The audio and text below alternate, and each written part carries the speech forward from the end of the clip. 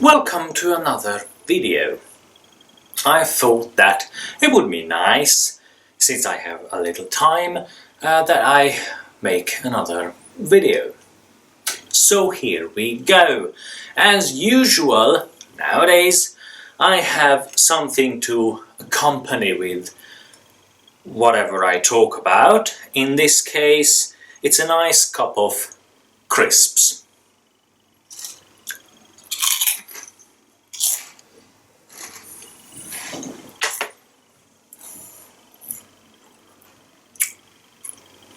Quite delicious.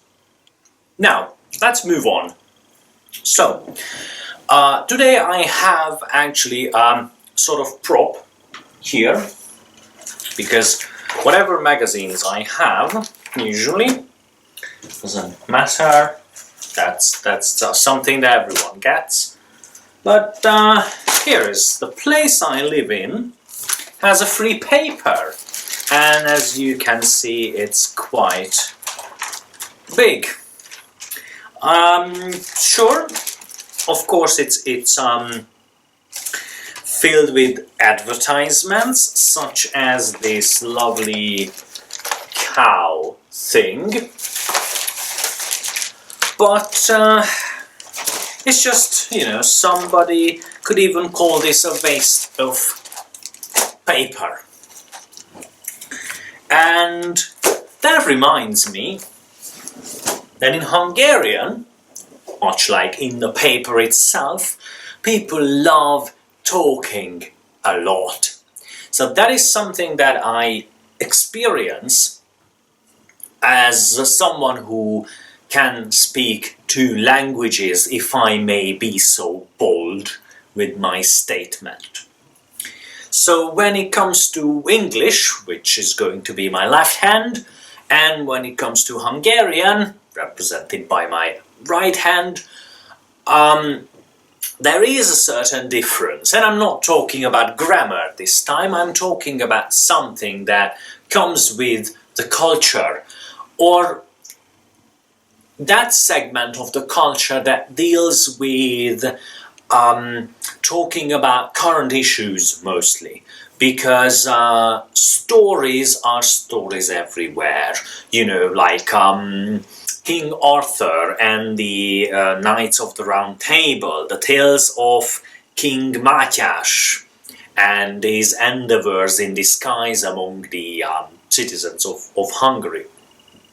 But the thing is that English, while especially British people love talking, love discussing the weather, which I'm just as guilty as the next person, because indeed weather in the UK is quite changeable.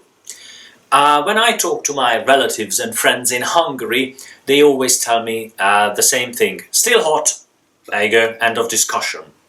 Here we had, it's cold now, but a couple of days ago it was kind of hot, and there was a storm, and before that there were rain and stuff and all sorts of windy things. There is a lot happening now. Despite the fact that English people love talking, they always talk in a way that is straightforward, to the point, in a way. Obviously I'm talking about things in general, not people who actually love talking about nothing. In Hungarian, that's different. First of all, there is no small talk. You can't go up to someone and initiate a conversation with, unless you are in the proper circumstances. I don't know, in a bar maybe, but even then, in a bar, lots of people go together to be in their respective groups. So to me, it is always kind of strange that you can't, it's not like a bar in New York, for instance, where you might go up to random people, chatting them up. It's very, in a way, in Hungary, it's quite straightforward, at least in my experience. In other kind of settings, you can mingle with people, and I'm sure that if I were more social, I could figure out the whole thing. But different experience. I often frighten people with my initiating conversation kind of thing because I'm used to it with English people, or actually I have to be used to it because everybody does that. Now, that was just an example. My main point of this video is that Hungarians talk about things, but it's a long way until we get to the end. It's not like yesterday I went to the cinema, halfway through the walk, it was raining, it started raining, didn't take an umbrella, got wet. Oh boy. And then other person comes in and they form an opinion about the horrible rain. In Hungary,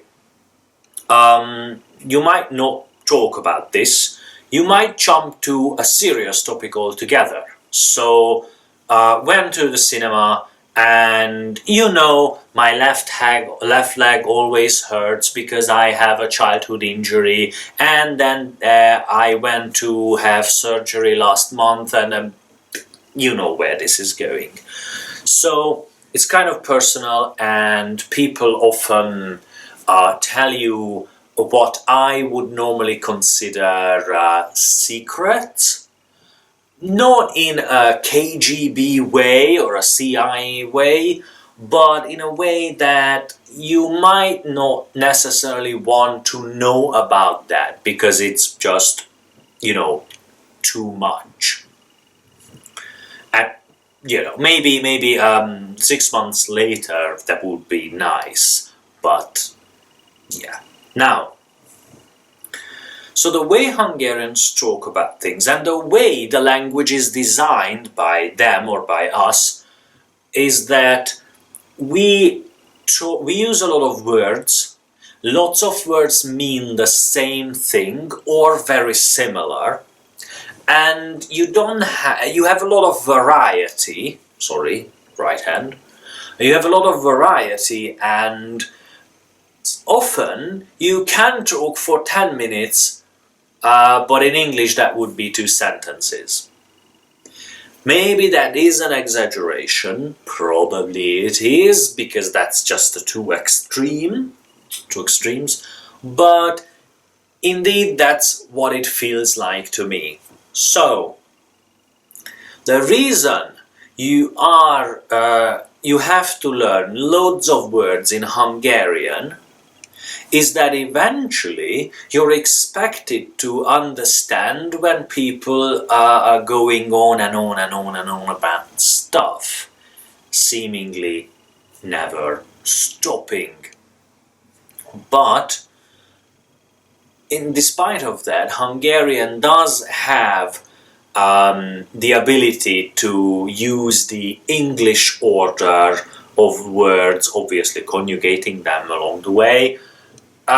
Then just use one sentence to describe one event, and it is possible to be straightforward, and that is very similar to English, but it is not preferred on a higher level. So my advice is that start with the English order. Pretend that it's something like English, and ignore everyone saying that you have to learn 30 different words to describe walking. You only have to learn one. But later on, as you go on, you might want to recognize, or might want to train yourself to recognize loads of other things. So, yeah, that is the thing. Hopefully it's useful, and that's about it regarding this brief video about this topic. As usual, the sentence of the day works pretty well, at least has worked so far. So go on to the Facebook page, facebook.com/HungarianOnline. No, nothing, just write 2 things together.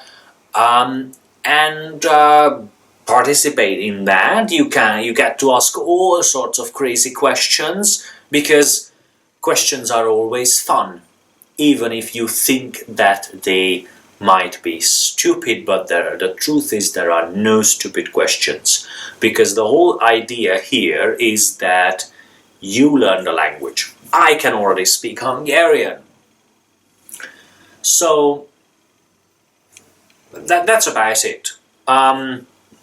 Let me have one more crisps from the cup and just end the video on this note.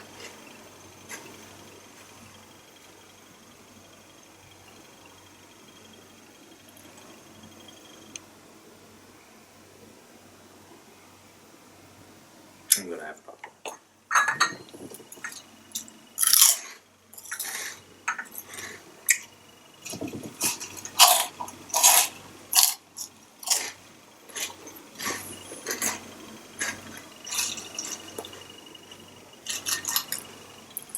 quite cheesy.